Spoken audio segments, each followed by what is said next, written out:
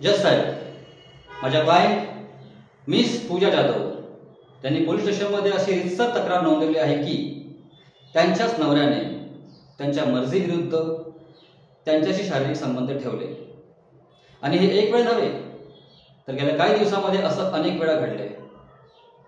जज साहेब, मला आज कोर्टाला एक प्रश्न विचारायचा आहे की दोन पार्टनर्सने सोबत राहण्याचा अर्थ सेक्ससाठी सहमती आहे की मग लग्नाचा अर्थ बाय डिफॉल्ट सेक्ससाठी सहमती आहे?